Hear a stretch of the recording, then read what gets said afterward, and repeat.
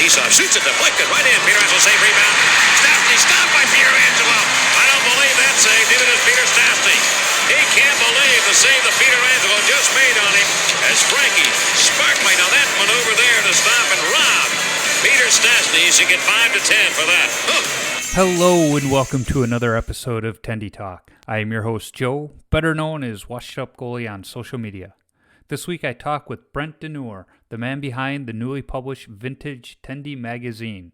On this episode, Brent and I talk about his journey in hockey, starting a magazine when we're told print is dead, and vintage fire trucks. Yes, you heard me right, fire trucks. So sit back and enjoy the episode. So, Brent, hey, thanks for joining me on the podcast today. It's good to talk to you. I'm excited to talk to you, not just because of the hockey aspect, but if anybody's logging in on YouTube, they can see the pictures behind you, the fire apparatus as well. So some shared interests across the board. So, again, thanks for joining me. Oh, it's a pleasure to be here, Joe, and we love what you're doing over here. Yeah, and it looks like, is that a Chicago Fire Department sweatshirt you got on, or I can't quite make... You know, I have to pay a little respect to Papa Brennan, right? So I had to, I had to play for the audience a little bit. Yeah, and that sweatshirt, I have a few of them. That's one of the best quality sweatshirts I have. I think I got one that's about 25 years old, just holding up still. Yeah, exactly. Yeah. Well, hey, I'm going to dive right in, and let's focus on the hockey side of things first. You know, you're a Canadian, so I can kind of probably guess how you got into hockey. But what age were you when you got into hockey, and why did you get into the sport? What got you excited about it?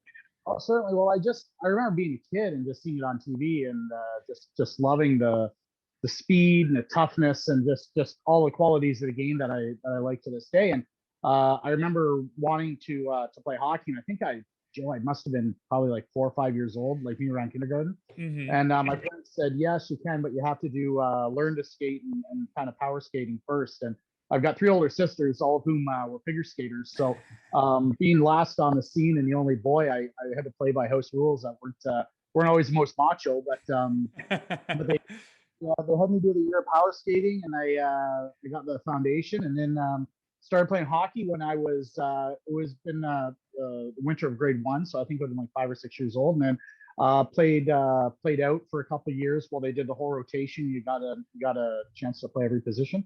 Yeah. And then I knew right away I wanted to be a goaltender, and that was simple. I mean, when you're just a little guy like that in a tyke, and you look at how big that ice seems, and you don't know what you're doing, and it takes so long to get to one end, and then you have to turn around and go to the other. I like the idea of just wearing the equipment and let the game come. Yeah, I was gonna say, what was it about goaltender? And I think there's a little bit of that with me too, where it was like, that's a long ways down. I just want to stand here and stop the puck and look cool. Exactly. Yeah. That was a close thing too. I mean, you're all chop, clap out there. Nobody knows what they're doing, and it was a big deal. It was a lot of energy for a little person to get from one end to the other, and the goalie equipment. I mean, it was just so cool. And growing up watching guys like Brent DeNure and Greg Stephan, and just idolizing those guys from a very young age. Just wanted to be like them and wear the cool stuff. Well, and when we started too, the equipment was the true old school stuff. The brown leather pads and the waffle boards, and so it had a different appeal, I think, to us then as the stuff does now. And back then it was just so different and odd, whereas now there's some design and coolness to it. It was. I remember my first set of gear. It was DNR, the curved pads, and it was a big deal because they were black. We got them used from Mike Wright, who was a kid a couple of years older than me, and his parents and my parents knew each other and through baseball, so I got this used set of equipment and DNR pads and Canadian gloves, and I just thought I'd reached the promised land. It was pretty special moment. I had some DNR equipment. I had a pair of breezers that they lasted darn near forever. In fact, I wore them up into college, and the seam between the legs started to go. And really? I wear a cup and all of that stuff, but that's all I wear under my equipment, nothing else. And I'm standing by the boards, hunched over during warmups in one game in college, and the trainer, she goes, "Hey, Bondo," because that was my nickname. I go, yeah. And she goes, you got a hole in your breezers. I go, yeah, I know. And she's like, no, you got a hole. I can see everything. And I just slowly Yep. skated back. Yeah, just slowly skated back towards the boards. And luckily, Mom and Dad were in town that particular weekend and told Mom, we need to run to the Shopko and get some thread and needle. I need you to do some quick equipment repairs. Yeah, so that those were my DNR breezers. But then they had, it was the neck protector that went under the equipment, and I absolutely loved it because it was like it was essentially a half t-shirt, but it had a nice big plastic breastplate and the good old 80s, early 90s. It was like this big neck roll, but it was just awesome. And even better, it all pulled out so that you could wash it after every skate if you wanted. Absolutely. And I just haven't been able to find one like that since then. So you start playing at a young age and you gravitate to between the pipes. How far did you make it competitively? I played Ontario College, which I think is the official height. I had an opportunity to skate with the Fort here in Border Cats for a week. Hugo Hamlin was their goaltender, and he was one of their goaltenders, Kevin St. Pierre and Hugo Hamlin. And Hugo suffered a broken hand, and they just needed somebody to basically shoot at for practice, and didn't get in any games. Kevin did all the playing, but I got on the U-Haul ice, I guess, and that was a good experience in a variety of ways. But I think the real like day-to-day presence was definitely the Canadian collegiate career, and had some great memories there and fantastic players, and it was a real ride for my time in Toronto. No, we don't get to hear too much about Canadian college hockey here south of the border. Even though technically I think I live further north than you do. You do? Yeah. But Canadian college hockey, does that equate to Division I here in the States, or is it close to Division III? I would say like we do exhibition games against D3 schools. Okay, all right.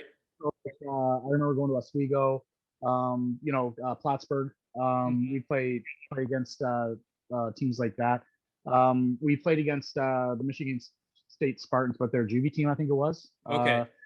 But the league that I played in, it was an interesting league, Joe, because it was such a mixed bag. Like your top six probably played junior B or OHL.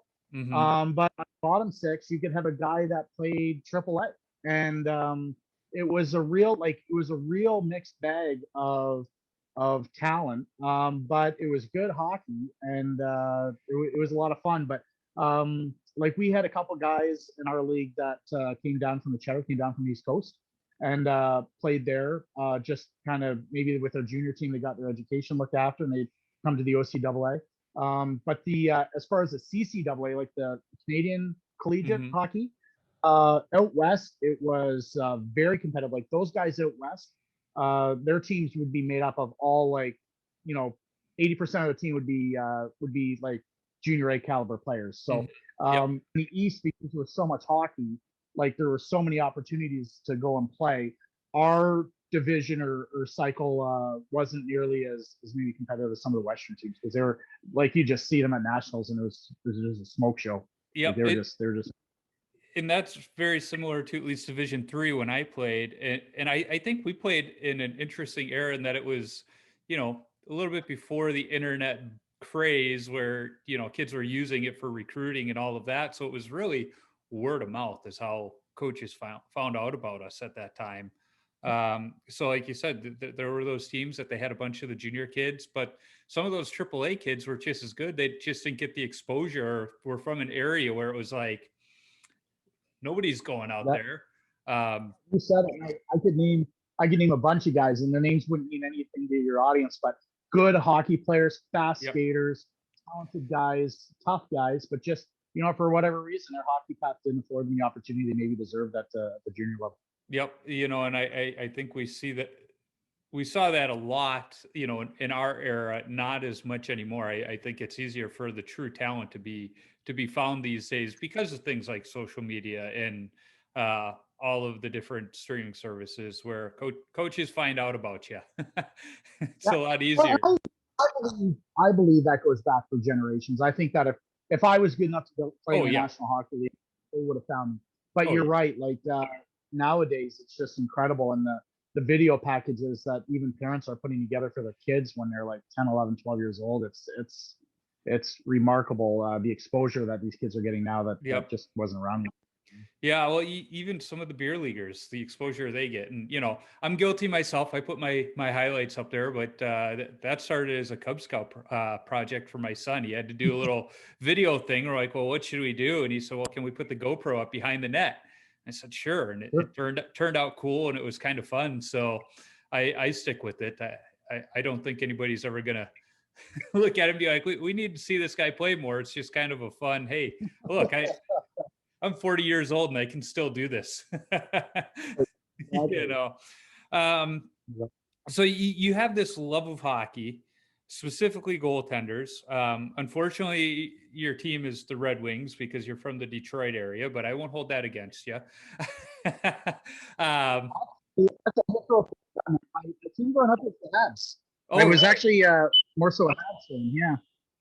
And that's a result. My oldest sister was a Habs fan. She was a tomboy. And when I was really young, I loved Greg Steph and the Wings, and I met Tim Chauvet, and I thought that was really neat. But when I was Joe, I would have been, I don't know, maybe 11, and got to go to Montreal and see a game. And my sister was a Habs fan, and I kind of watched them, but it wasn't until I went to Montreal and I just like experienced a game at the Forum and just how incredibly passionate those fans were with their team.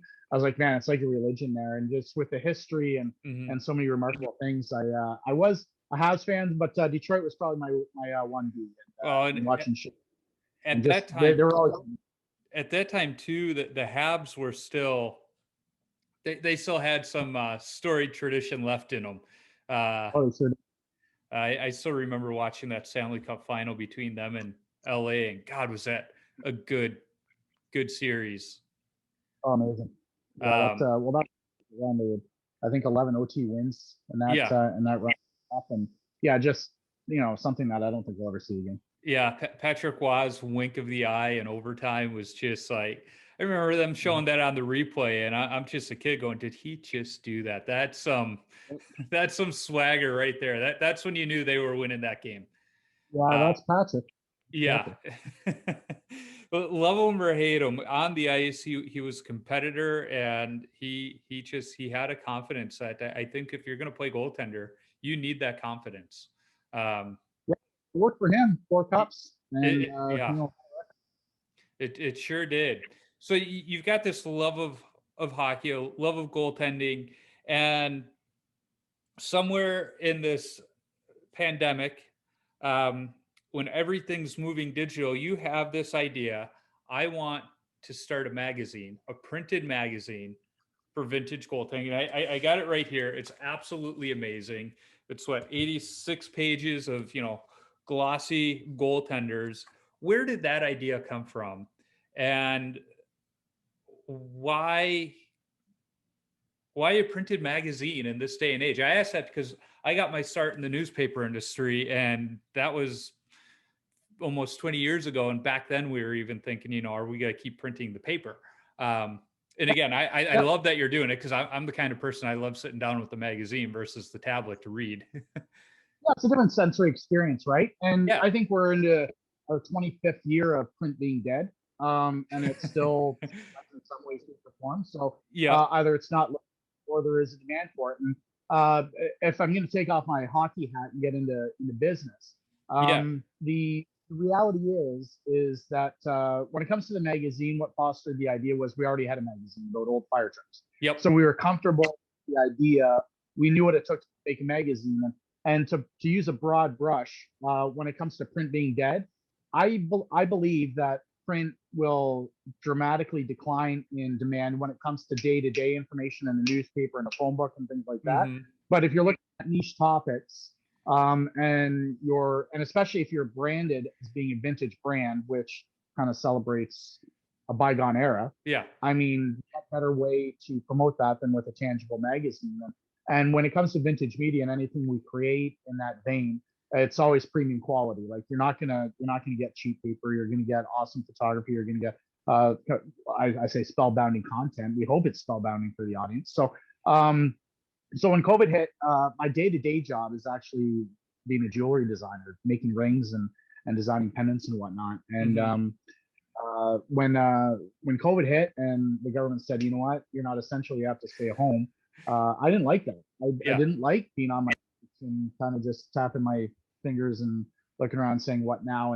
And because we had a successful formula and kind of template format with Vintage Fire Truck, spoke to my wife Corey and I said, you know what the hell? Like we're just sitting here. What else can we do that we can service maybe a market that doesn't have a magazine presence or is underserved by one? And when it came to looking at the portfolio of opportunities, hockey jumped right out and goaltending. I was like, you know what? I know a few guys and I know they know guys, and we could probably do something kind of neat. And that's kind of what we tried to create. So it's an experiment, and who knows? It may not be destined for success. I doubt I'll ever be lighting my cigars with $100 bills because of it. But at the end of the day, it's new, and it's a departure. It gives people a break from their phone. It gives people a break from looking at a screen, and kind of takes them back to their youth. So I don't know how long or sustainable it's going to be, but as long as we keep getting the feedback and reactions we're getting, we're going to do it.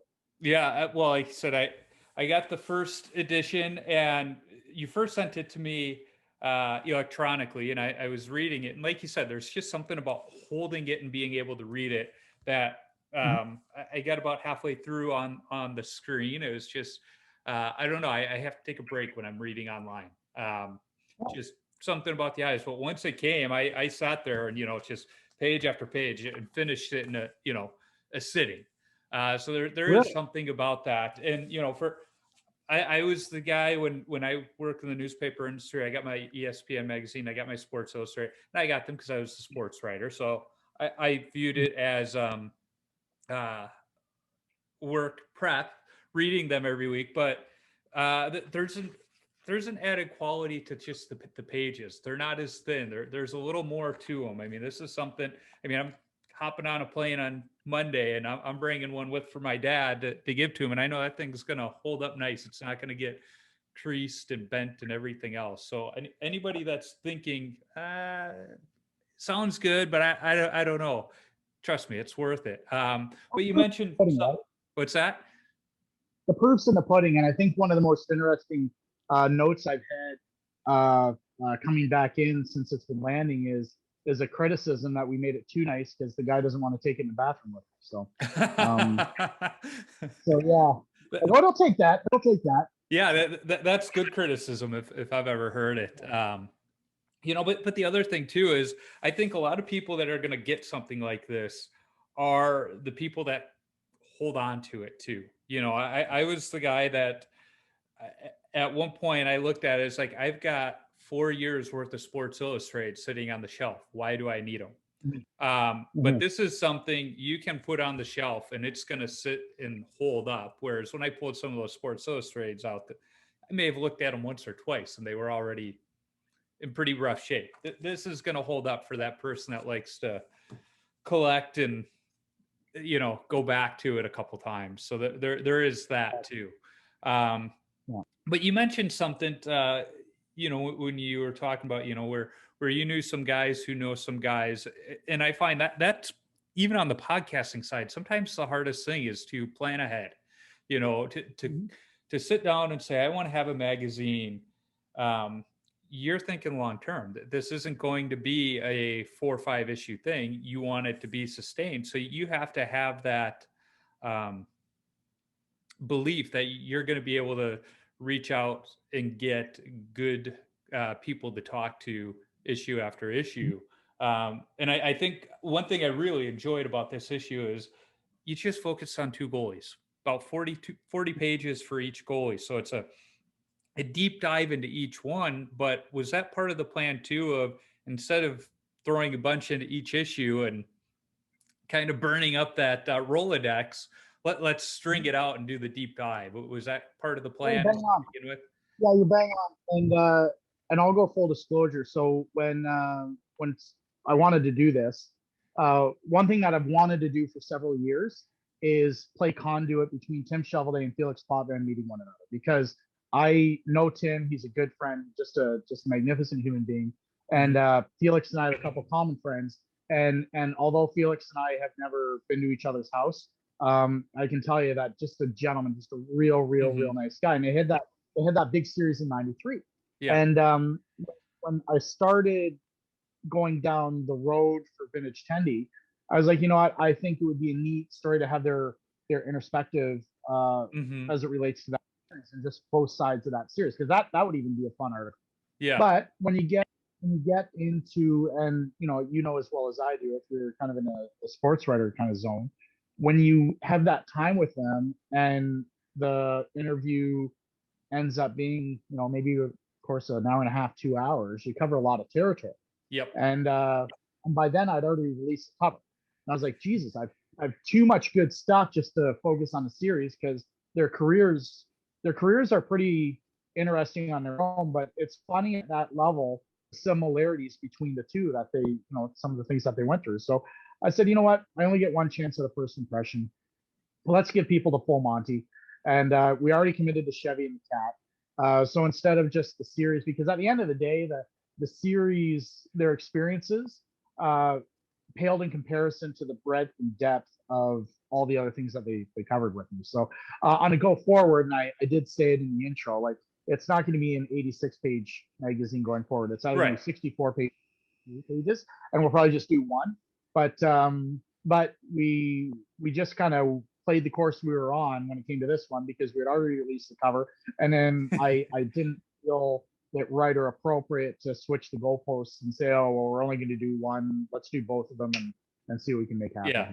Well, I enjoyed it. So it was a good choice. I'm a little disappointed to hear that Felix is such a great guy, because growing up a Hawks fan, I could not stand him as a 10, 12-year-old kid, because he may have knocked him out of the playoffs a time or two, but no, I everything I've heard about him backs that up, that he, but then again, I hated Curtis Joseph, and then I read his book, and I'm like, I'll give him a pass. I would even sit down and have a beer with him.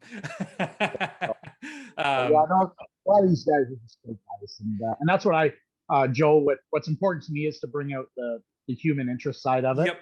And if you follow or appreciate the style of the delivery, yes, I try to put much in their own words, so that when you're reading it, it's not like Brent telling you. It's like you're reading it right from their mouth, right? It was funny, because as I was reading it, I kept thinking to myself that the writing style really reminded me of how I used to write when I was in the newspaper industry, where it was really just taking what they said, the quotes, and then, to take the term from Mary Tyler Moore Show, putting the fluff in between the quotes, making those bridges happen. Let them tell the story.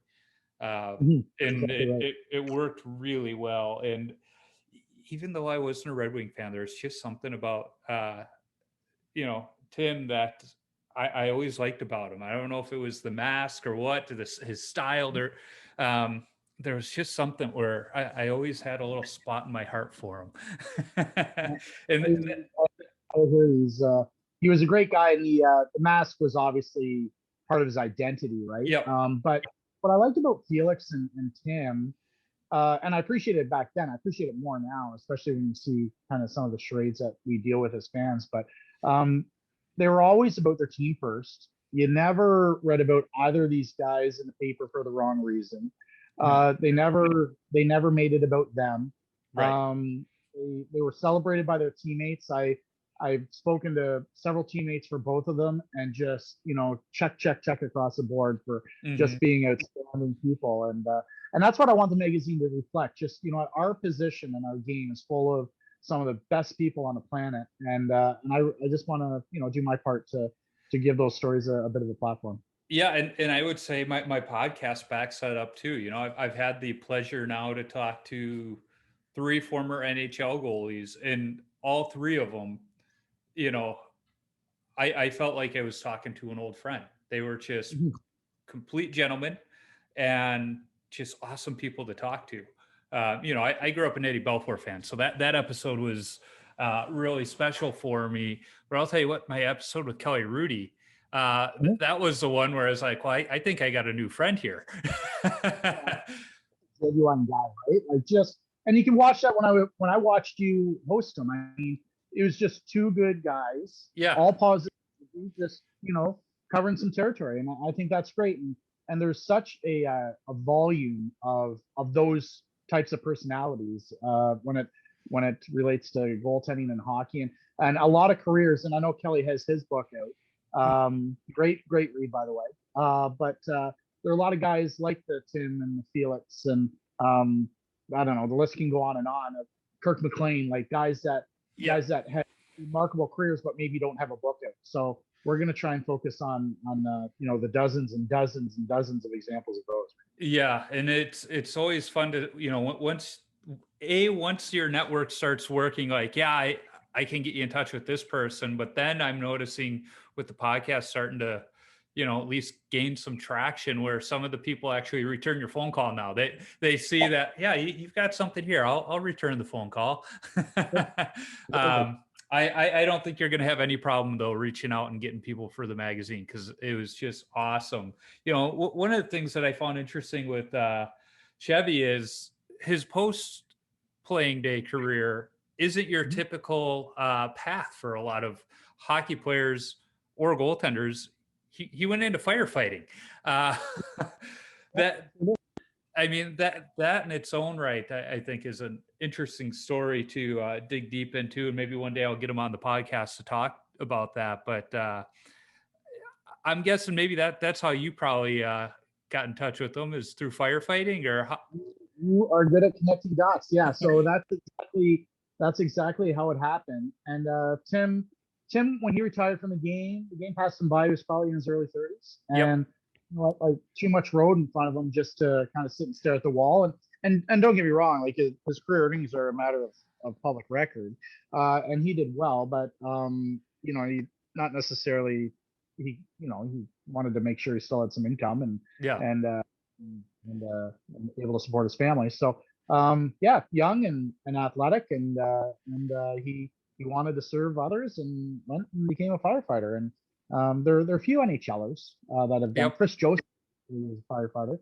There's a small handful of them. Jordan Willis, who he played a game for the Dallas Stars, played for the Kalamazoo Wings. He's a firefighter. So they're out there, and it's a nice transition for some of these guys.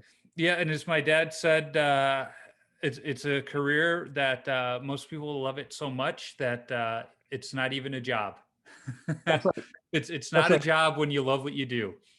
Well, and Joe, like if you look at the situation for what it is, I mean, if you're going to pick one profession that is team oriented, like dressing room in Canada, we call it dressing room, let's call it locker room, dressing room atmosphere. I mean, the atmosphere is most reflected probably in firefighting. Yeah, I was running some errands this morning, thinking about the episode, and that was exactly what I was thinking about was, the locker room and the firehouse. They were one and the same for me, because I grew up going to work with my dad, and there's a certain irreverence for each other that is a true sign of respect. The more they pick on you in the locker room or at the firehouse means the more respect they have for you, and the meaner they are for you, the meaner they are to you, the same thing. You go, we go, right? So, yeah. I just watched that movie with my kids last week. There you go. Yeah, I was like, you guys are old enough. It's time to watch that movie with them. I said that they were old enough. I remember when the movie came out, my mom and dad went to see it, and even though we knew the Hoff brothers, well, my dad worked with them, and the movie Backdraft, part of it is based off of them, and that they went to work with their dad. The one was on the cover of the magazine, and even though my mom knew the Hoff brothers, seeing it on big screen, she's like, you're not going to work with your dad for a while. Even though he was on the hazmat team at the time, where when we showed up, it was like, ooh, there's, a puddle. Don't go by it. Or there's some gas in the air. Don't go over there and breathe. She's like, nope, you're not going. In fact, later on, when I went to college, one of the Hoff brothers' sons lived right down the street from my mom and dad. So of course they saw the commissioner all the time. He was always right down the road. But yeah, that's a whole nother story. So, you touched on it. You've got the Vintage Fire Truck magazine. What's it? Is that called Vintage Fire Engine or? Vintage fire truck. Yeah, Okay. we've got we're narrowing in on 3,000 subscribers in 14 countries. So That's awesome. yeah, so it does well for us, and it's growing.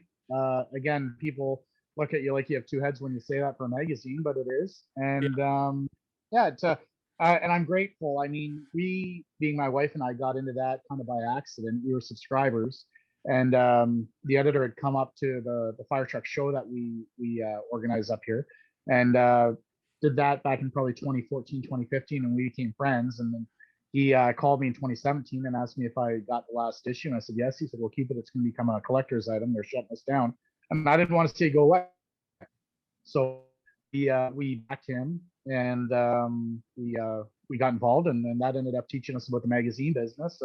And again, I don't think it's ever going to be anything where we're going to retire at 42 or 43 or anything, but it's fun, and it's different, and it gives us an opportunity to celebrate some great equipment and some great careers.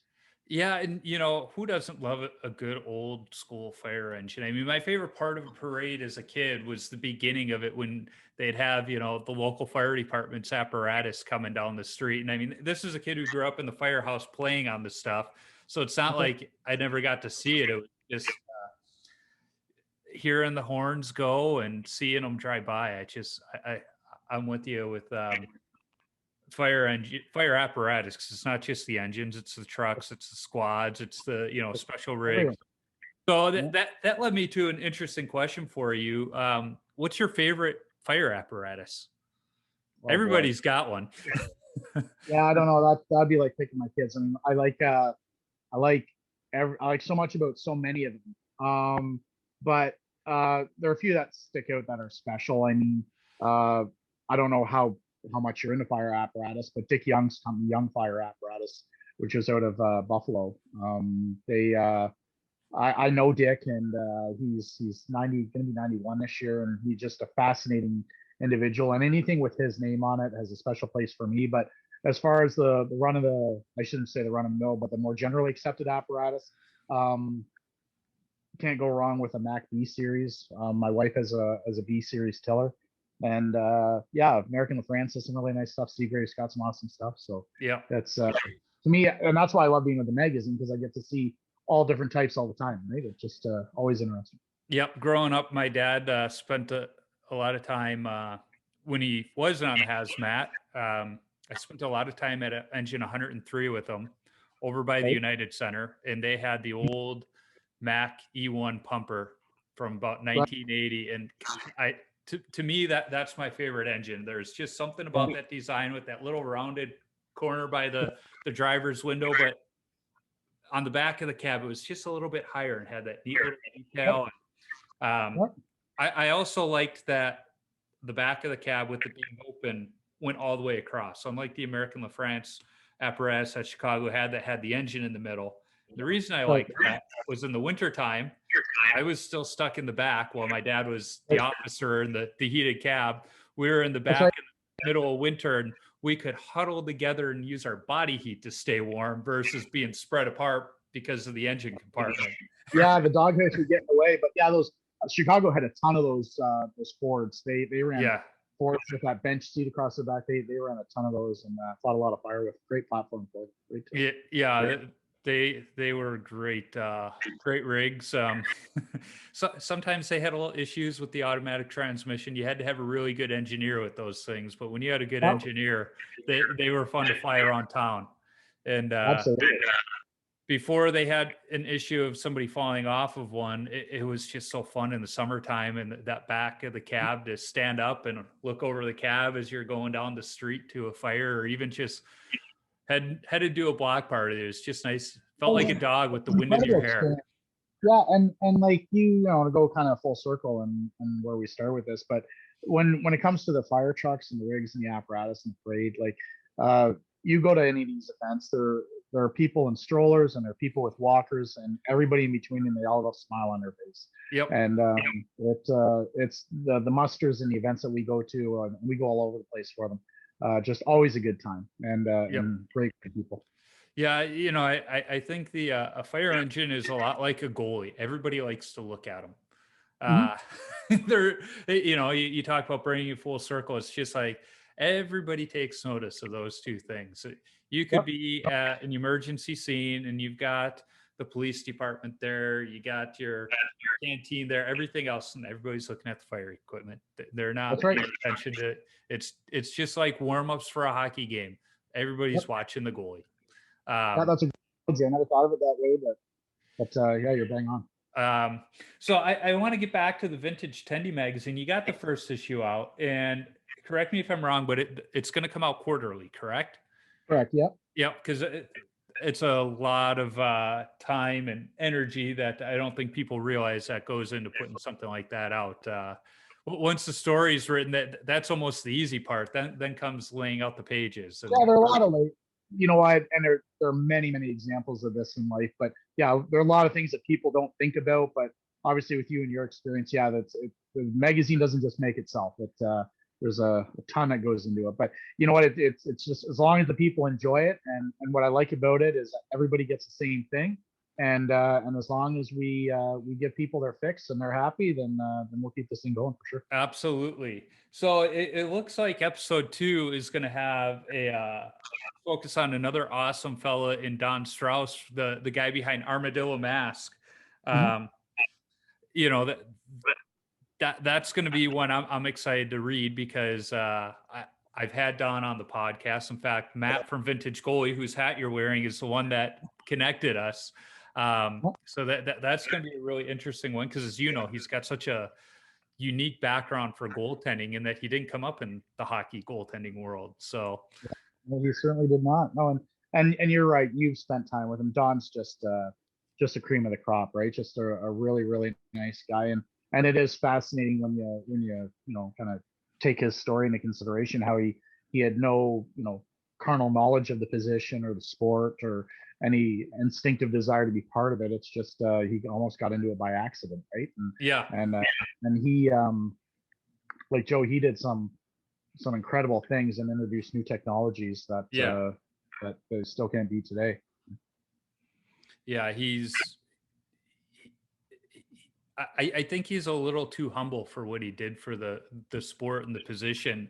Not just the technology, but even the art on the mask. Some of the stuff he did was, I would say, groundbreaking. I think he was the first one to put chrome on the mask. Not on the cage, but in the paint, and is just some amazing stuff he did.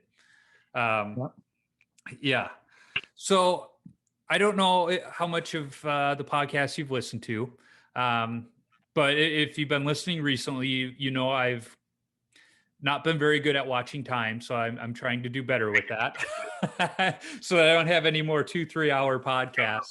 Although I've got a broken foot, and I am anchored to this chair. I've got a cooler and everything in arm's length. And I can't go too far until Corey comes home. So okay, you've got as long as you want. So I have to ask, how'd you break the foot? Well, the cheeky answer is kicking ass, and that if I didn't know shorthand, I'd had a sprained wrist from taking so many names. But we have a warehouse, and I know the place like the back of my hand, and I didn't need to turn on lights to go through it as a rule, but then somebody dropped off actually a front mount pump for a friend of ours for their fire engine, and I didn't know it was there, and by nature I scurry at a pretty hefty rate, and I went into it, and then by the end of it, I was macho. I said, I just it'll go away in a couple of days, and 2 nights later I drove myself to the hospital, and they said, yeah, you broke your foot and your toe, so had to call the tow truck, but we're okay. That's never fun. But hopefully speedy recovery. And hey, at least he did it in a time when there's not much hockey for us beer leaguers going on. That's right. So I have to ask, are you still getting out skating in the beer leagues, or just strictly a fan these days? You know what? When I 2001 was my last competitive season, and when I left the game, then I said I'm never playing again, and I just wanted to leave it at that moment, that memory, and because we were treated well, and it was a competitive league, and I knew if I played beer league at that point, I wouldn't be fun. I wouldn't be a fun goalie to play for because I would be used to design plays and people knowing what they're Yep. doing, and I got a little bit, I don't want to say prima donna because I was never a prima donna, but I just liked having my gear at the rink and not having to having to take it, come Yeah. and go. And so I stepped away. I coached for a couple years, goalie coach at the junior C level. And then I got into business, and I was just happy to focus on that with jewelry.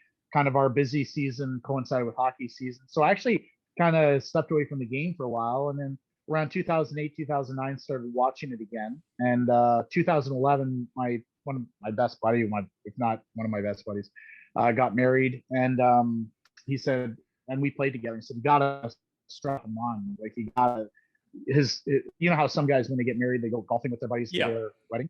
Well, he wanted us all to play hockey, so he got us, all us overweight guys, and kind of jammed us into gear. And that's the first time I played. And the last time I played was spring of 2011. And then with COVID, he wanted to have a 10-year anniversary that we're to get to play this April. I don't know if that's still going to happen, but it would almost be like an alumni game because there's a lot of guys we played with. And I don't know if when I played, that was 20 years and 60 pounds ago. So yeah. Sometimes I get motivated. I tell Corey, I'm gonna chisel off the boiler here and see what we can do. I wouldn't mind facing the shot again. I wouldn't mind, like, if there was if there was a guy, and if I had the physique that I could fit into goalie equipment again, I'd love to face a 90-100 mile an hour slap shot again, just to remind myself what it was like and what I've been missing. But yeah, well, we'll see. It's funny when I watch some of the NHL playoffs and whatnot, and there's a big save. Some of those saves, I can almost feel them being made. You can almost feel the puck going into the glove when you watch those highlights. And non-goalies don't understand that. No, and Joe, there's so many things non-goalies don't understand. Like how to play the game. Yeah, exactly. And that's the perspective that we have from the game is so different, sensory experience. And I remember shots coming over my shoulder and nicking my jersey, and just the little it would just make on the way by, and that one probably got in too. But the smell of the puck when it hits you. Yeah, taking off your equipment and seeing the cross stitch of the side of the puck in your forearm or Yep. Above your knee, and that is something that is so ingrained in our experience and what we remember the game, and these badges of honor and getting banged up, or just having a crazy sore shoulder but having to make sure it can be there for the next save, or trying to make a windmill save when you just maybe had a tough shot up there a couple of minutes earlier. It's a perseverance and it's a perspective that not a lot of people can appreciate unless you've done it.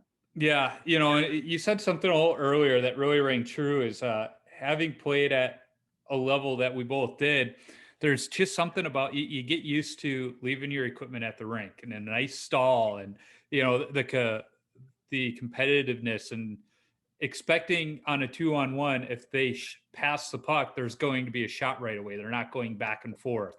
On a 2-on-0, yeah, they're going to do that. But in the beer leagues, that doesn't happen. And that was something for about the first 2 years I really struggled with and would get angry. And then finally I just said, hey, we're just out here for exercise. Yeah. That's where your maturity was more accelerated than mine, because I know that if you put me on beer league ice when I was, especially in my early mid-20s, when I was just fresh out of the game, I would have taken a lot of fun out of it for a lot of people, and I didn't think they deserved that. Yeah. Well, and now the team I skate on, it's mostly made up of volunteer firefighters from the community I live in.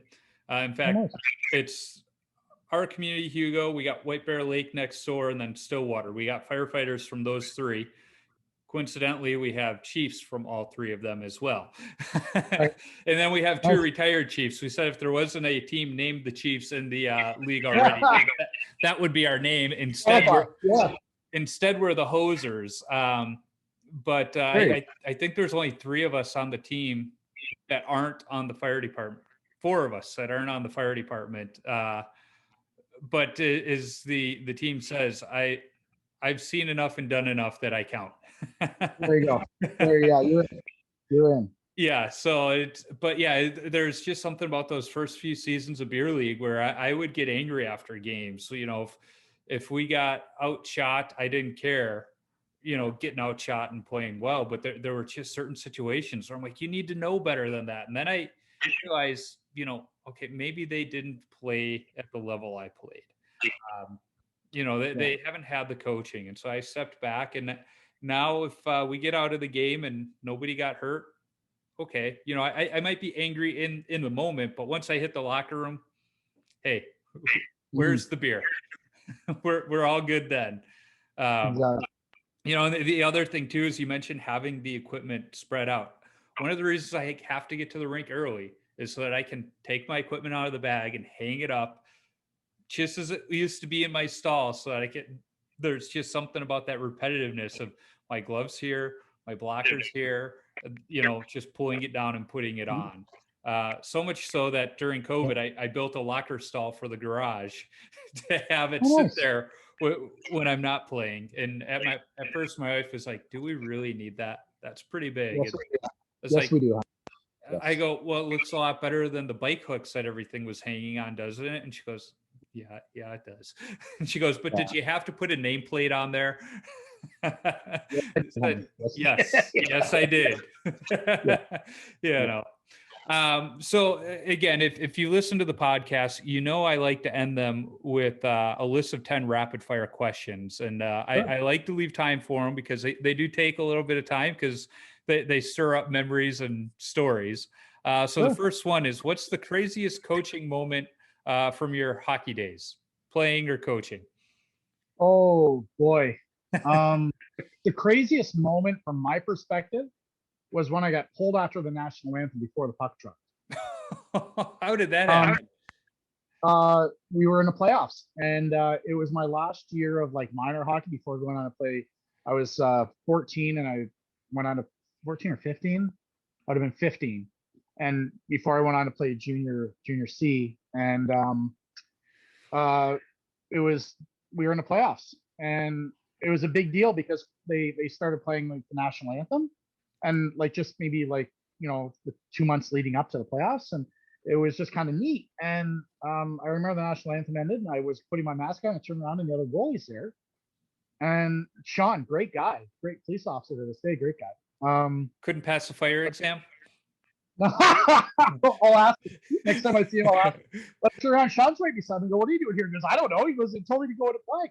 And I did not handle the situation with maturity. And the coach could hear I skated bench and just asked him what the hell's going on. He goes, just he's playing. And turns out he had a gut feeling that he should go with the other goaltender. And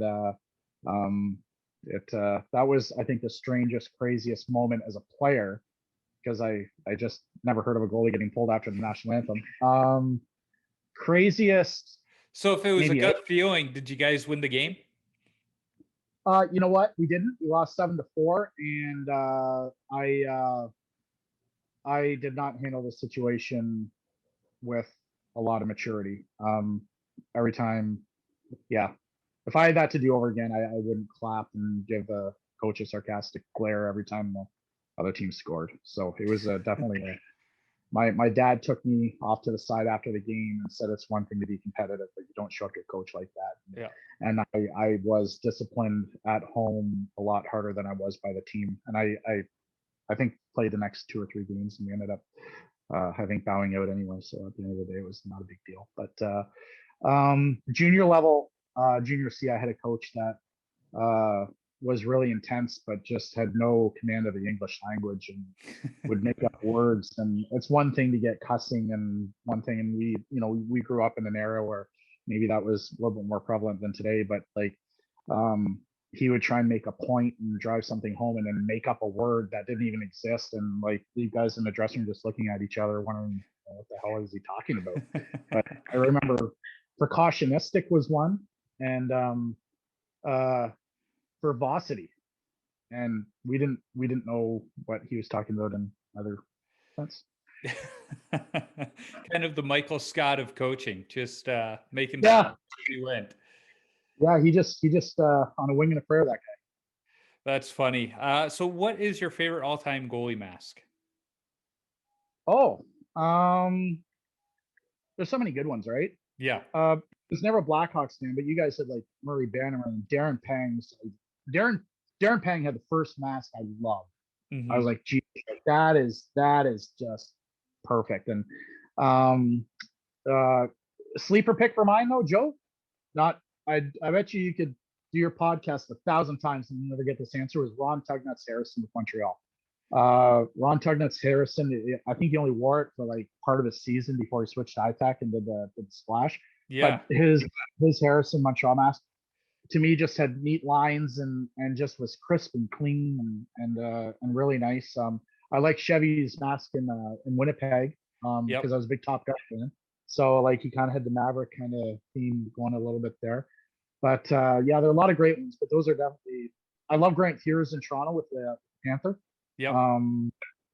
That's a great one. But yeah, there's so many great ones, but I think those would be kind of the top of the list for me. Yep. I always liked Fear's St. Louis mask with the piano keys coming down and starting to separate along the chin. That was a cool one. Yeah, he wore that mask because like Frank did, I think 3 or 4 versions of the St. Louis mask. But I think the one you're talking about is when he played the 79 games and he got knocked out by Kiprios when Kiprios fell into him. So yeah, I know the mask, and yeah, that was that was a very nice mask for sure.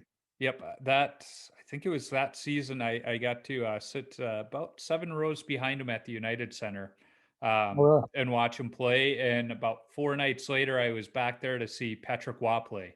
Really? That was a good week. Yeah, fancy pants, getting to see all the Hall of Famers play. Yeah. Yeah.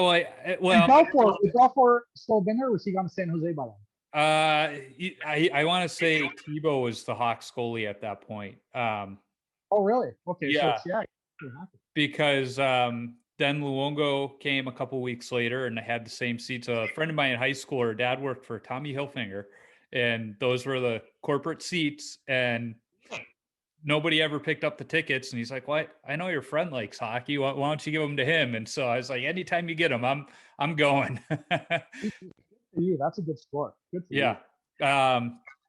Yeah, so definitely some good masks. Tugnut had some really underrated masks, and I love the story behind the beer splash too. Yeah, it's a pretty neat story. Yeah. So, all the rinks you got to skate at, what's your favorite one? Oh, I played really well. I always played well in Sudbury for whatever reason. Sudbury was like, I don't know what it was in the water there, but I always liked going to Sudbury. I didn't really like playing in Belleville because their corners were weird, and that it's almost like the architect was into the rum the night before when he laid out the rink. It was just a weird rink. I think I got to skate at Maple Leaf Gardens a few times, and to me that'll always be special. Yep. And while the Leafs were there, so it was it's not like it was Ryerson University just took it over, and it's changed its kind of footprint quite a bit. It's still the same ice surface, but everything around it's different. But I don't know. I mean, played in Buffalo a couple times. Played where the Rochester Americans play. Played where in the War Memorial, where they one of the teams we played against. Actually, 2 or 3 of the teams we played against were arenas from the movie Slapshot. Okay. So it's kind of neat to play in those rinks just to say you did.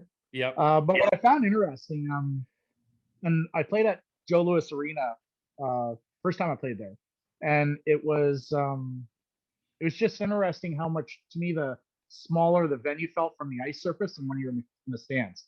Yes. Like, because you'd be in the stands and you'd be in like, especially if you're in the second bowl and you're looking way across to the other end and you're like, holy cow, that's a long way. But when you're in the ice, it's funny how the buildings have a different complexion because you're like in the middle of everything. So some of them seem like smart, right? So Yeah, I was kind of, what about yourself? What's your favorite rink? mine are two nostalgic ones. One is Southwest Ice Arena on the southwest side of Chicago, where I learned to skate Okay. at the Murray Bannerman Skating School. Very Um, nice. so there's the nostalgia for that one because I played my high school hockey there too, and it was just this neat old barn. When I first started, it still had wooden boards that were like sponges. Somebody get checked, and they would just bounce back and forth. The puck would Right. just die right in them. And I remember, I think I was in junior high, they replaced the boards with, modern ones. And like the first couple of weeks, everybody was just thrown off because you used to just throw the puck in the corner and it would die. And now you throw the puck in the corner and you guys got to regroup in the neutral zone. That's picking up speed. Yeah. And, you get checked into the boards and it's going to hurt now. It's not going to give and flow. So there was that to it. And then my college rink at St. Mary's University, I just loved that ice. It was an Olympic sheet. Denny, the Zamboni driver, took such great care of that ice. It was probably some of the best ice in NCAA hockey, Division One or three. Yeah. Small little barn, but it was ours. So much personality in those rings too, right? Like you're so fortunate over there because you got some great. Yeah. And don't leave me hanging. Don't leave me hanging. What's your favorite mask? I didn't ask you. Favorite mask has to be Eddie Belfour's, and I always try and figure out, well, which one, because for me, he had a couple of them. His first one, the original one, was amazing. Then he had that realistic looking eagle when he went from Chicago to San Jose. I loved it with the red and with the teal, but not so much the black. And then when Mishka started painting his mask and he went with that stylized one with where it spelt out eagle and the feathers, to me that was just a fantastic design. But I absolutely loved Mike Richter and John Van Beesbrook's masks. Those were two of my favorites. And Jeff Hackett's. You talk about Darren Pang's being amazing, and I think Hackett's took that design and perfected it. Yeah, I don't disagree. I mean, Frank took it. I think Frank did that for Jeff, but regardless of who did it, it was a great look, and it really, the way it was painted on that shell really fit the contour and the mold of the iTech shell. Yeah. And I think Hackett's, because a few guys have done that for you, Joe. Like you've got Darren started it, Rob Tallis had it, but Rob Tallis was only there for I think 6 months. And then Jeff made a statement with his. Yeah. Like Jeff was just phenomenal. And then Corey Crawford had a little bit of it on his. Cristobal Huey had it. Yeah, and now with the political correctness and everything else, I don't know if we'll see another one like that because the black, in the 90s, you'd have Blackhawk fans showing up to games wearing a headdress. Mm-hmm. I get why that's not right. And the Blackhawks have said, that's not allowed anymore. But it makes me wonder if we'll see a goalie mask with one on there anymore. I don't know.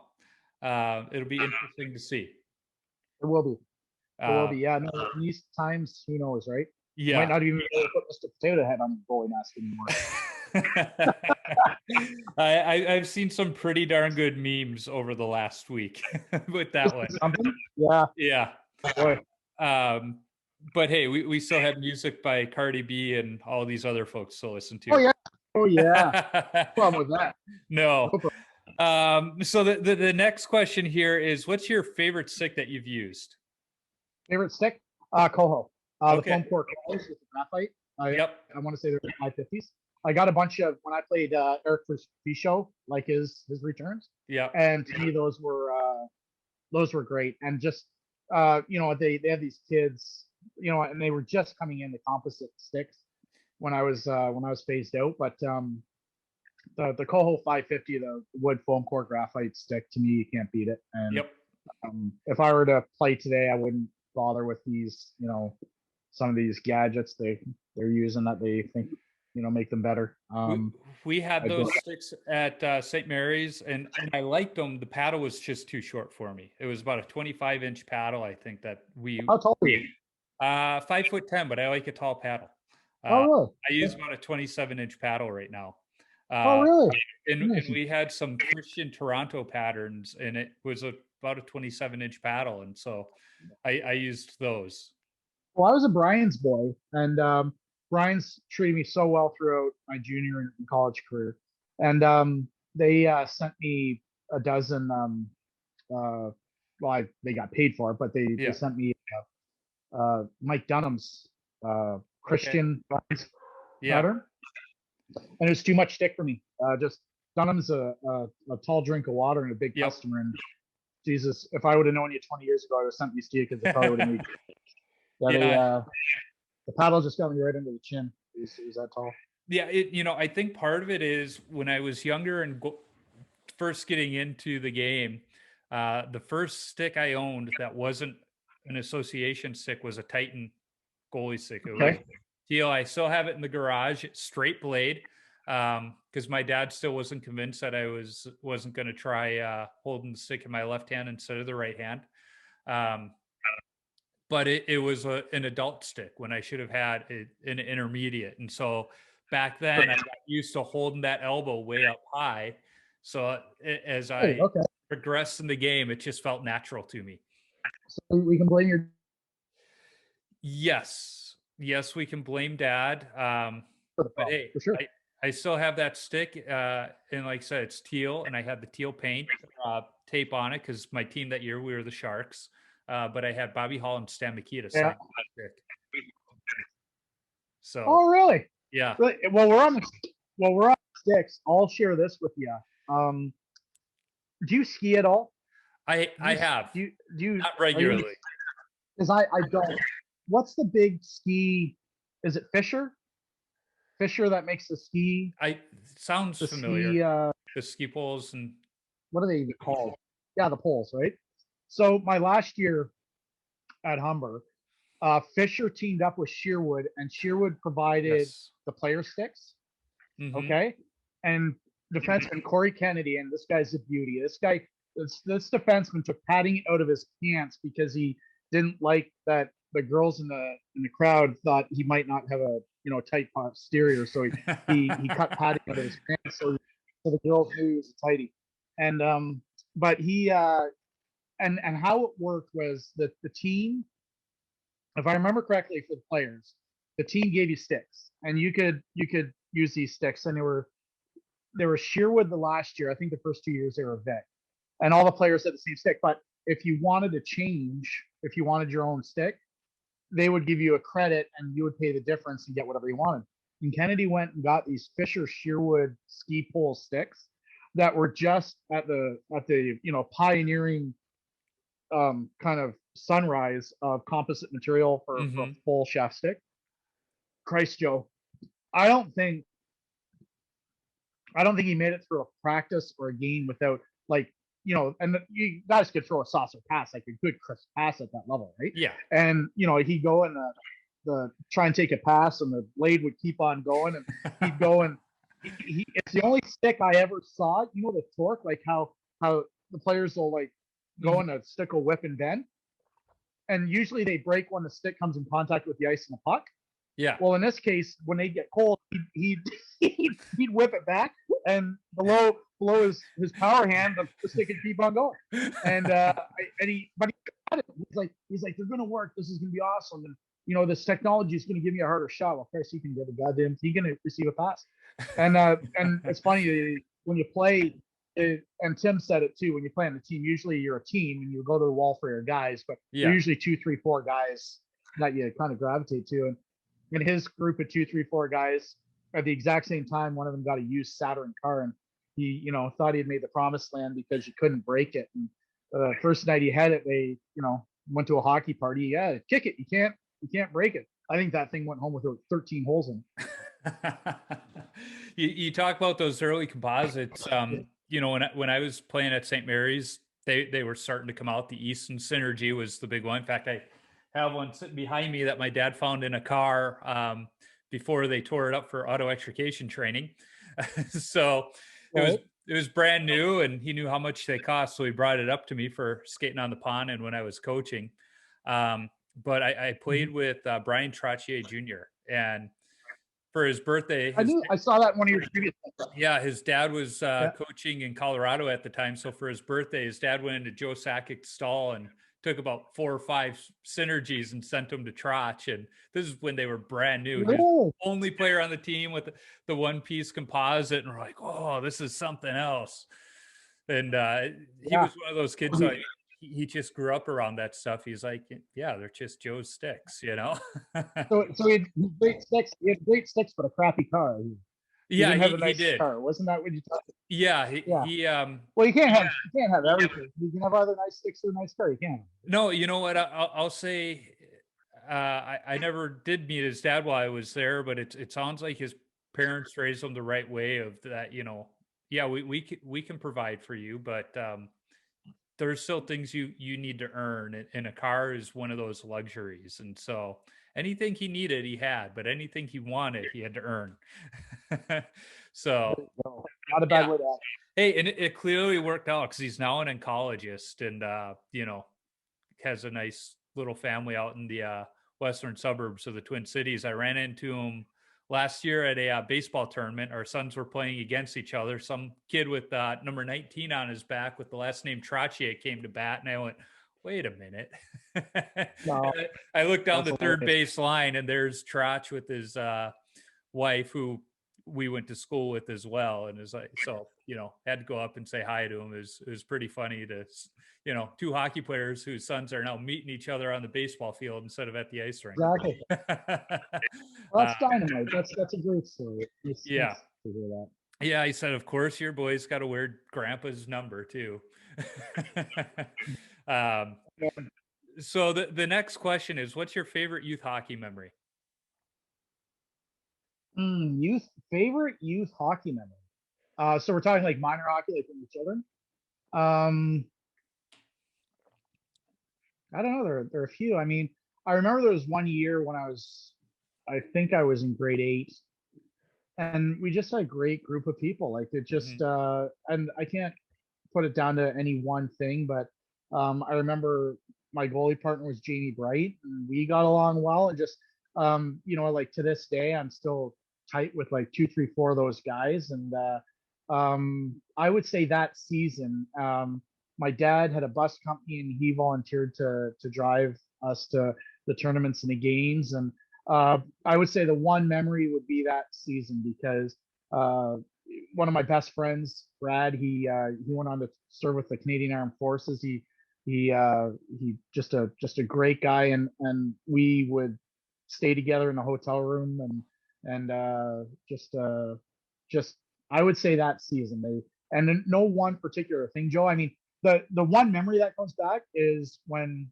I was 13, um uh and it was this season, and shot came like right from a circle off my chest and Mhm. went, and I tried to get the rebound, but it was a little bit beyond my reach, and there was a player right there, and he scooped it back, and he went to shoot it over, and I kicked my right leg up like a scorpion, Yeah. and I kicked it away, and then everybody thought that it was just dumb luck, and then I did the same save like 2 games later, and then as soon as it went happened 2 games later, they went down to the other and they scored, but I started pointing at the bench saying I meant to do that, Nate. So that was kind of fun. Um, I'd say that season. I'd say that season Yeah. was a pretty, and that was the first. That was also, Joe.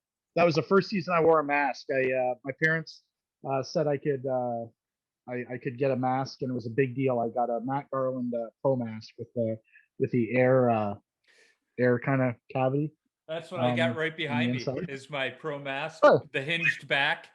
Um, mhm. yeah, that was my first mask too. In fact, I shoveled a lot of sidewalks to save up the money to buy myself a mask, and I think I was a freshman in high school when I got the. Really? Or no, I think I was in 8th grade going into high school when I finally That's had. exactly where. Yep. And I picked a lot of gum off school bus seats. Like I say, my dad had the bus company, and I remember going in the wash rack, and because I was small and nimble at that point in my life, I got to go over and off all the gum and whatever else was underneath the bus seats, and it was a rewarding time to get the mask, and just you felt like a pro, like you felt invincible when you put on a mask, right? Yeah, It was you just really such did. it was such an experience. And I don't care what people say about the pro mask. It was a little bit heavy and a little bit big on my head, but that air bladder made it so snug and comfortable. I haven't had that that snugness since. I'm surprised that didn't catch on. I'm sure there's been studies, I don't know, to see whether or not that was good or bad for us, but it sure felt good on the head. Oh, it sure did. It was an amazing piece of ingenuity, and you'll know better than I do, but I think that they translated that from the football helmets. Does that sound right? It does. Rydell. Yep. Yeah. Yeah. And I remember it being a big deal, and I remember going to Source for Sports in London and picking that thing up, and I think I slept in it for about a month. It was just it was a really big deal to get that. Yep. Yeah, that's so crazy because, like you said, that's the mask you see right over my shoulder. There is a pro mask. So, what is the best chirp you've heard on the ice? My last Oh, that's a nice. My last mask. Yeah, this is my last mask at Humber, and what I find fascinating about this one, I brought it home from my office. I hauled it to my car yesterday. This is a Warwick. Yep. But Gary Warwick, great guy, and I don't know if you ever got to meet Gary. Gary was never short for conversation, just an absolute chatterbox. But somehow he got his hands on a Lefebvre mask, and this is a Lefebvre mask, but all armadillo DNA. It's all carbon fiber, and I think it only weighs like 2.5 pounds. Titanium cage, and this thing saved my life more than once. So the first one was the pro mask, and I had a couple Warwicks, and that's the last. I was gonna say, when you held it up, the profile head on look has that Warwick look, but the profile is like, but that's not the Warwick profile from the side. So yeah, that's interesting. Yeah, no, not. Well, Tom Askey, I think, was the only one to wear the I call it the Warwick Lefebvre because I've put it side by side with Lefebvre, and there's not much difference at all. Yeah. But I think he was the only one to wear it show, and I think Tom only played a handful of games with the Anaheim Ducks back in the late 90s. Yeah, and you don't see too many Warwicks with the circular holes either. So that's interesting. That's pretty cool. I always wanted a Warwick because Eddie wore them. I had a few teammates that had them, and God, were they light masks. But they really were strong and durable. Well, that thing, honestly, that Joe, Gary Warwick, and his mask saved my life more than once, and I know it did, because if it's not going to show up on your video, but this one took one between the eyes, and I know that was the hardest shot I ever faced, and it rung my bell a little bit, but didn't skip a beat. And so technology behind their mask was very impressive. Absolutely, and it's good to see his son carry on the Warwick name in the goalie mask industry too. So yeah, he doing it right out of Port Huron, where they always have, I think. Yeah. So what is the best chirp you've heard on the ice, in the locker room, directed at you, not at you? Best chirp. Oh, I'm not going to say. Okay, I'm not going to say the league. I'm not going to say the league, but if any of my teammates from this team hear this, they'll know.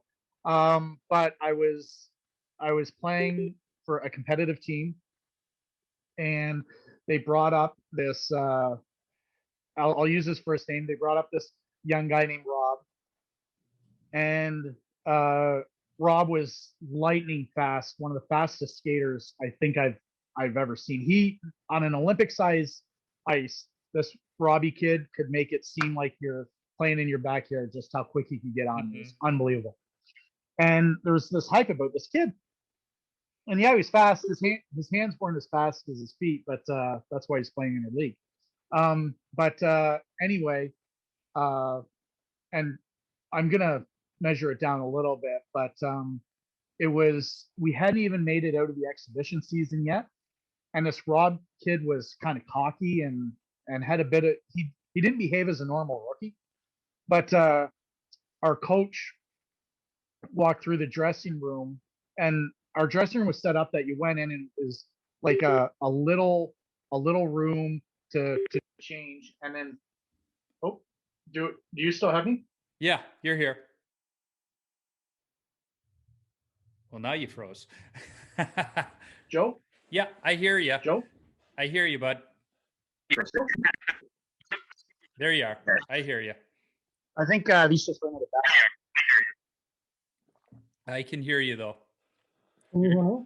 Yep, I hear you. Okay. So you might have to cut this up a bit. Not a problem. You might have to cut it up more. I apologize. I don't know what happened. No problem. Anyway, our dressing room was set up so there was like a little room to change, but you were basically in the big room, and there's a little hallway and a sauna to the right, and then out of the big room to the left was the coaches area. But the coaches had to use the same showers as the players. Yep. And so the coaches would generally kind of leave a little bit. Some of the coaches would leave before us, and usually the head coach would leave before us at practice, and then an assistant coach would put us through the rest of the drill so the head coach could get a head start and be out of the showers before we got there. Well, we got back into the dressing room, and we're talking about chirping you because they like you or they love you. Well, when the head coach came back through the dressing room, we were a little bit early, and the kid said, I looked at the coach who was in the buff, and the kid turned to the guy beside him and said, "Holy shit, I thought I had the smallest cock in the league." And he was a healthy scratch till Christmas.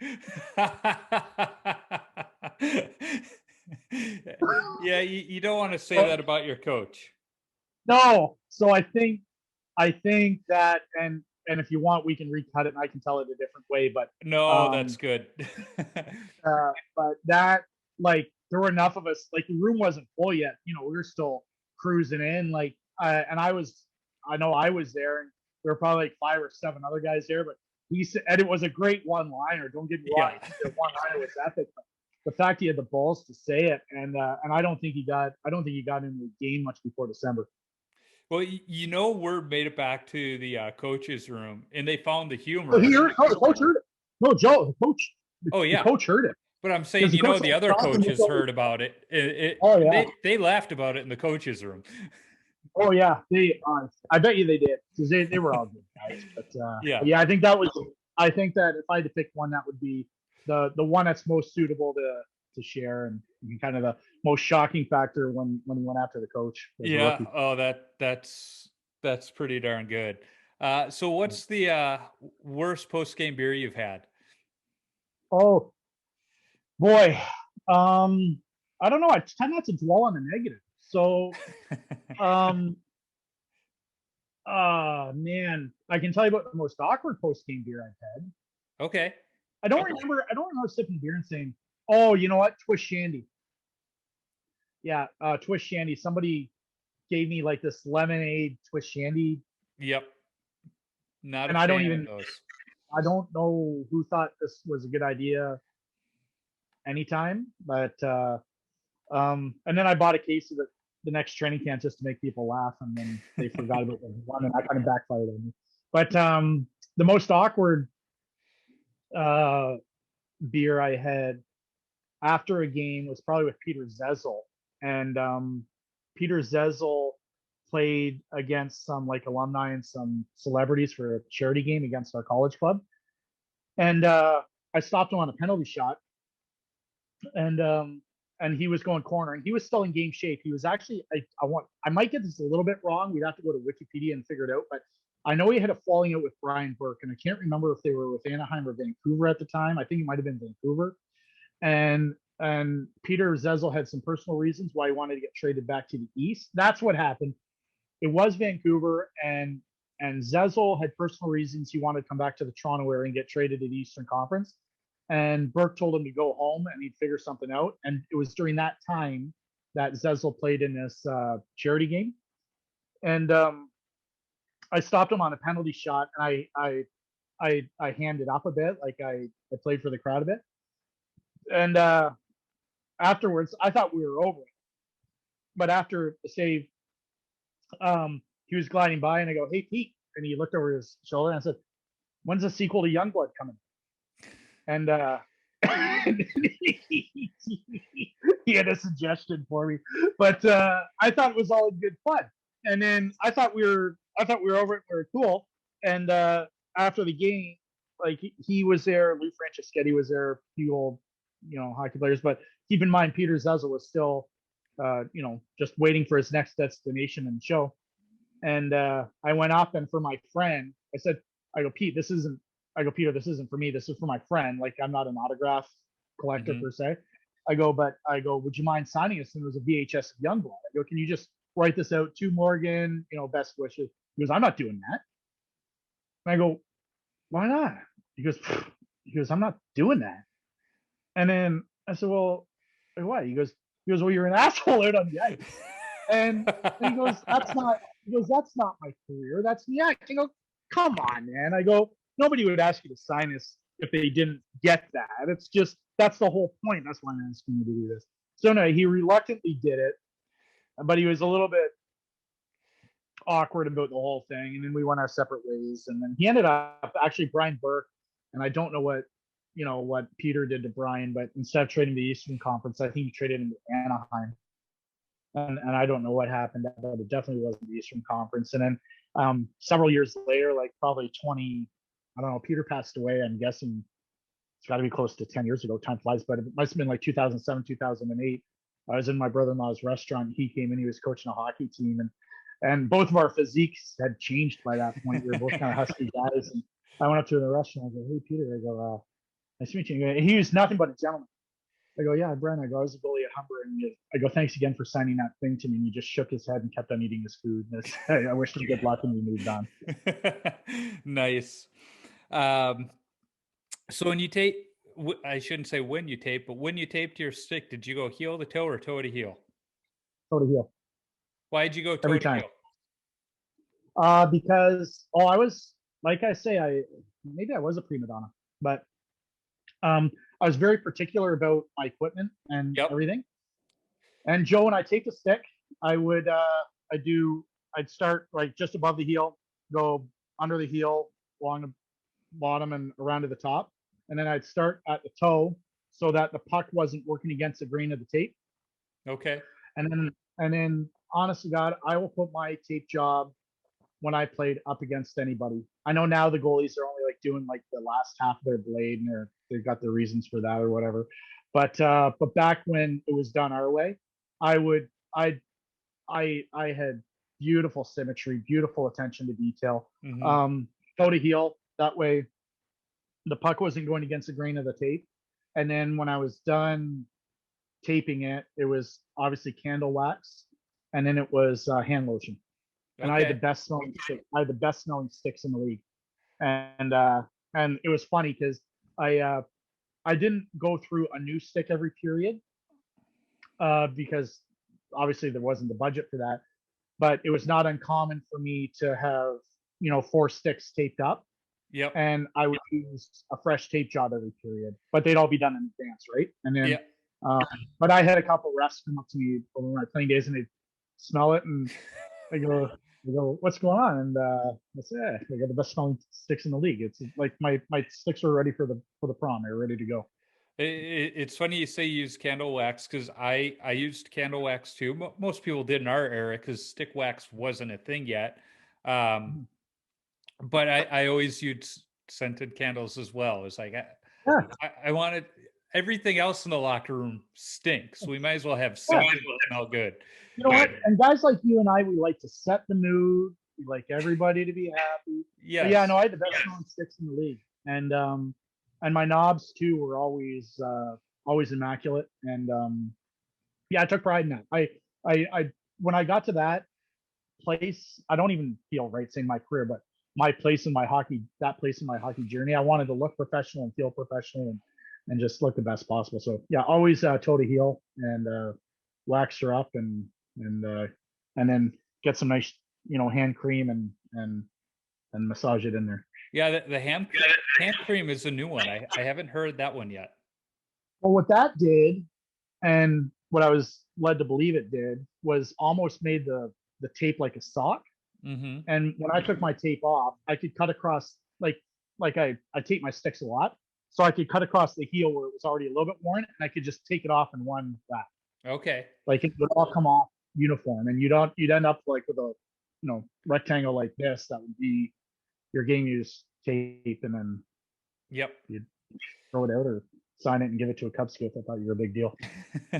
Yeah, I would retape my stick before every game in college because we got free tape back then. So I mean, I had teammates that would tape their stick before every ice time, but I didn't feel like I needed to retape it for practice. But every game, I made sure the sticks had new tape on them, and it, get there early and take my time, make sure, like you said, everything was symmetrically the same. I always started in the exact same spot on the stick and finished in the same spot. It was a routine, and I don't retape my stick nearly that often these days, but when I do, it's the same. Sit down, take your time. I'm not taping my stick 5 minutes before the ice time like some guys. Just boo, boo, boo. No, that's bush league.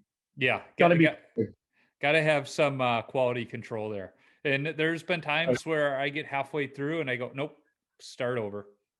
Yep, really. Yeah. No, I had some learning curves, but by the time I was done with them, especially my last 2 or 3 years, like I was always using the same stick and the same pattern, and I was just completely comfortable and just zip, zip, zip, zip, zip, zip. And then, we were ready for the show. We were ready to go. Yeah, absolutely. So when you played, what was your favorite number to wear? 30 was the number that I wore most, and I think I had my version of the most success in. I like 34. I wore 39 for inline hockey. I was number 31 and 39, I think, for junior inline. But I'd say 30. Like if the hall called and they said, what jersey number you wear, I think I'd let them give me 30. Yeah. So. It's a good number. number. What about you? 39 is the number I enjoy these days. The only reason is when I was in college, 35 was already taken. That was my number in high school. And so I went to the cabinet and grabbed the biggest jersey they had. And that happened to be 39. And so I just, it fits my style of play. Hasek wore 39 and he was very unorthodox. And that's the only way to explain my game. In one of my earliest episodes, I asked a former teammate, what did you think the first time you saw me play? And his response was that your style was fit for the beer leagues. And I didn't take that as a dig. I got what he was saying. And so I think 39 is close to a traditional number, but not quite. Kind of like my style. So that's perfect, man. Yeah, that's why I still wear it today. Otherwise, it would have been 35. Well, it's nice to know Hasek's in good company, right? That he doesn't have to be alone. And we share a birthday, so it works. Well, there you go. You know what? It's serendipitous. It's perfect. Exactly. So the last question, what advice do you have for young goaltenders? Oh, boy. Well, I don't expect any of them to listen to me. But I don't know, man. Like, don't make the game any more difficult than it needs to be. Mm-hmm. The fear I have, and I'm not trying to have a moment with you here, but the fear I have is that the game has become so kind of sabermetric and scientific. Mm-hmm. Oh, geez. The game has become so kind of sabermetric and scientific, and really the game hasn't changed. Your job's to go out there and stop the puck. Yep. And you know what? And I'm not don't mean to cast any shade on anybody when I say this, but I saw a video online not too long ago, and they were trying to teach the goaltender to exhale as he fell to his knees because he would get to his knees faster. and this was coming from a goalie coach that was presumably celebrated as having some kind of pedigree with his position, and he's been parts of some impressive teams. But I mean, to get inside a young goalie's head and like have he or she thinking that they need to exhale when they fall to their knees, like I think that's overthinking things. Yeah. And you know what? There were generations of goalies that figured out how to do it without introducing such minutia to the game. So just go out there, have fun, let the puck come to you. Be kind with people that offer their advice for free, but be anybody you're paying for advice for. Those people, my experience has been sometimes are in a constant race to keep themselves relevant and different, or on the cutting edge. And maybe you don't have to be on the cutting edge to maximize your own success. This coming from a guy who's trying to make a living selling a magazine. So, but like I just don't overthink it. Have fun. You know what? Goaltending can be a pressure cooker, but don't let your parents or your coaches or any external stimuli like that take fun out of the game for you, because as soon as it becomes a chore, you've lost. Yep. And obviously you want to have that competitive fire like so many of them have to, to be the special athletes they are. But if you've got that, then like, goaltending, as you know, how much of it is mental? 80-90%. Yeah. So as long as you have the mental makeup, you'll be fine. But just don't let others get inside your head, and don't make it about trying to be the most scientific goalie when there's an art to goaltending that should be instinctive. Absolutely. Like that whole thing, like Joe, that whole thing, I threw buns at the TV when I heard this joker. I shouldn't say joke, he deserves more respect than that. But when I heard this, what I interpreted as an absolute joke, like trying to program a young mind to exhale as in this case he fell to his knees. Like, unless we're playing in the scuba diving hockey league where we're trying to achieve neutral buoyancy and that stuff like that matters. But at our barometric pressure, a 6'1" athlete is going to feel zero difference whether or not they're inhaling or exhaling as they fall to the. Well, and I think of Caddyshack, see ball, hit ball. See puck, stop puck. That's what it comes down to. Yeah. And you know what? Like Joe, like this is just me being me, and I'm not trying to convert anybody here, but the art of goaltending has gone away because now it's a system. Yep. And when you and I were kids, you know what? We met on the street. We played street hockey together. You would say, "I'm going to be Eddie Balfour," and I might say, "I'm going to be Felix Potvin," and we go and mimic their stances, and we'd find pure enjoyment. You and I go to a game in our 40s now. We go watch NHL hockey game. There are 60 some odd goalies in the league, and 58 of them are going to make the save the exact same way. Yep. Yeah. And it's such a scientific, give them all predictable mask and white pads, and you can't tell some of them apart. Now, Fleury, you're going to pick out Fleury, A, because of the gold pads, but B, he's got his own style. I mean, you're absolutely right. In those days, Balfour had that wide stance. Potvin had kind of that compact with the glove turned. Ritter was, legs together, little bit of an opening, but real low. Whereas Kelly Rudy was legs together and arms high. Put those pads together, Kelly. Yeah, every goalie had their own unique stance. So I'm a home brewer as well. I make my own beer when I have time, and every home brewer names their home brewery. So I named it 5 Hole Brewing, and nice. I created different labels for the different beers I've made and the beers I wanted to make but still haven't. And I kind of assigned a goalie to each one, and I'm looking here on my phone to try and pull them up. But I look back at some of those older goalies, and that's where the designs came from. So I'm sure if I showed you these different ones, so for my Russian Imperial Stout, just by looking at the stance, you can guess who that is. My American Amber Ale, you can tell just by looking at the stance. I mean, absolutely. No, but that's just the home brewing logo itself. There he Going is, your off of hometown boy. Yeah, no, I got to find the other one because it's there's a couple of them that you'll be able to tell. Like my Czech Pilsner, everybody knows from that stance who that is. Absolutely. You don't get that today. I think it's No. on In Goal. They talk about the goalie factory. So many kids are coming out of the goalie factory versus, yeah, they're great in practice, but can they stop the puck in a game? Yeah. You know. Yeah. So that's great advice for young goalies. So before I forget to ask, where can listeners find Vintage Tendy on social media?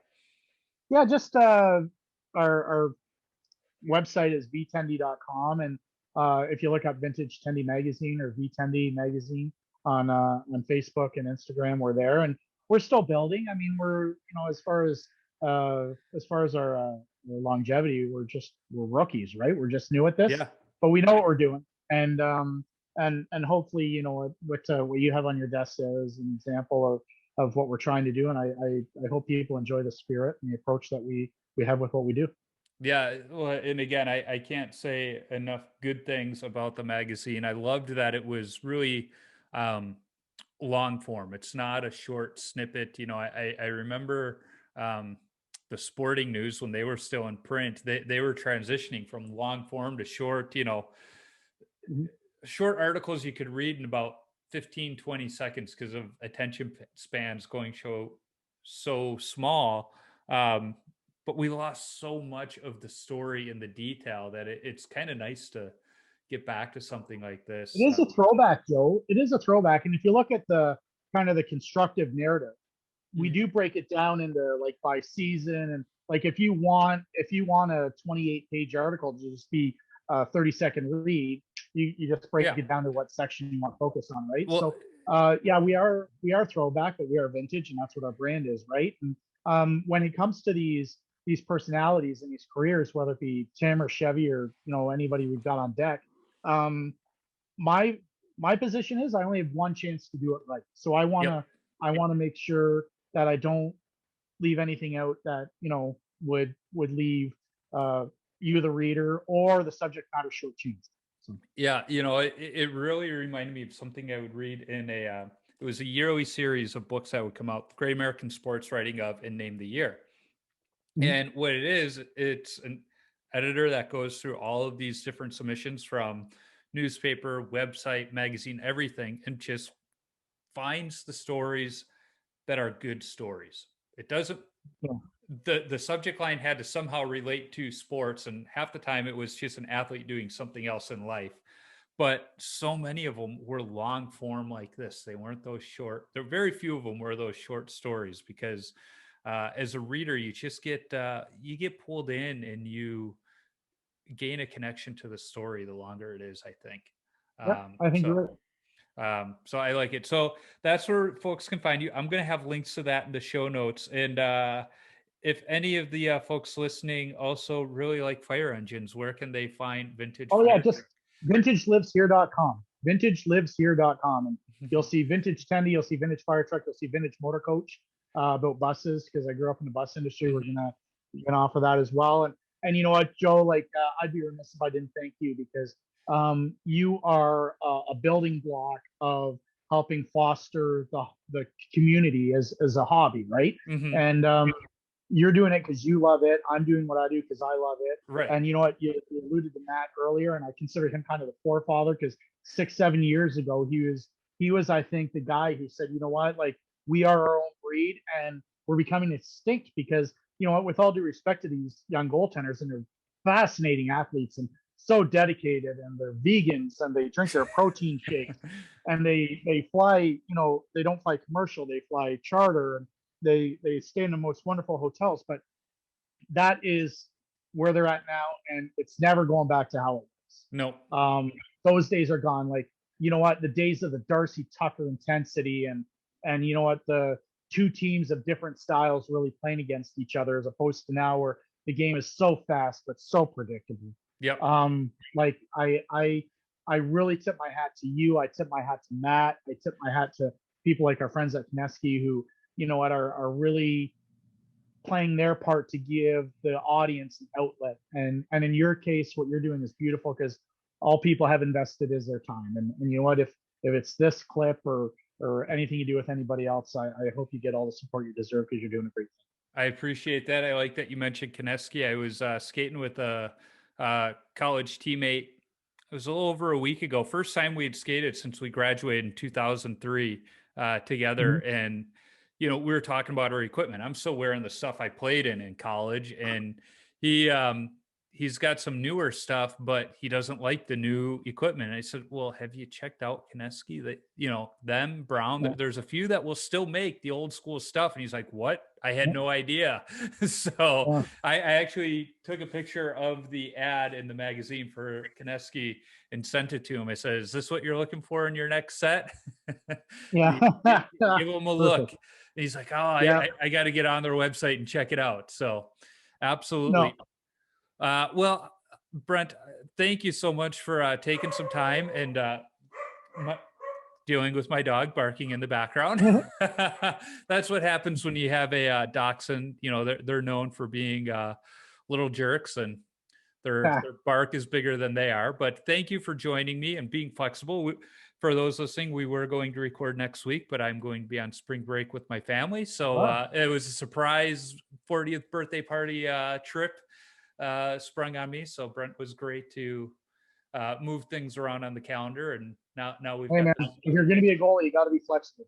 Yeah, exactly. And so now I've got something to edit while I'm on the airplane. So rather than sitting in the middle seat for 3 hours doing nothing. There you go. So thank you so again. much. And, continued success, and whatever I can do in the future, just on a phone call away. Absolutely. Same goes for you. So yeah, we'll definitely be staying in touch.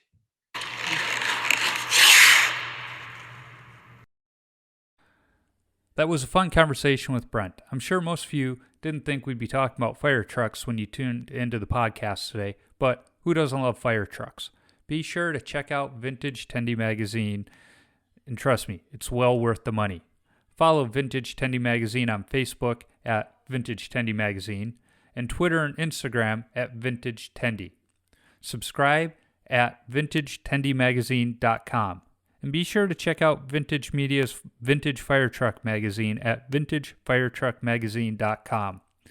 I know my dad's going to be checking it out as Brent dropped a nice little package in the mail for him to check it out. You can find me on Instagram, Twitter, Facebook, and YouTube simply by searching for Wash Up Goalie. Visit washupgoalie.com for some great hockey-related content, my beer league hockey video highlights when I'm able to skate these days, and of course, all podcast episodes.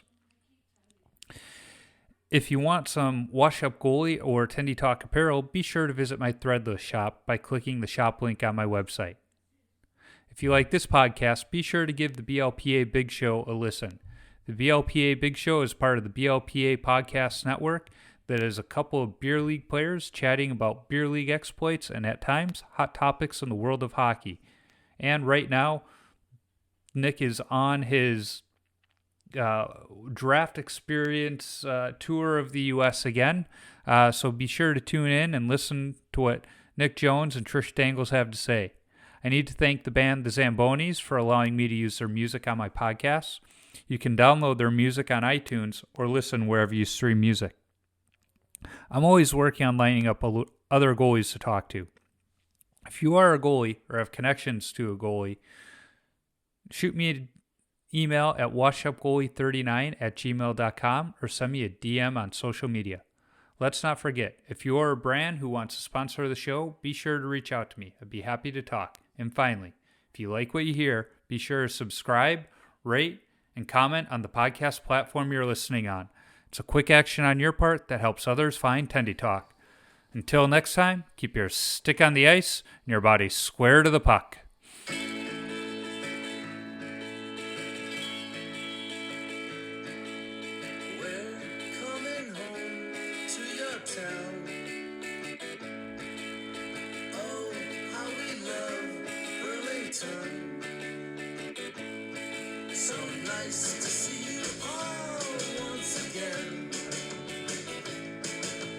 Let's make this night never end.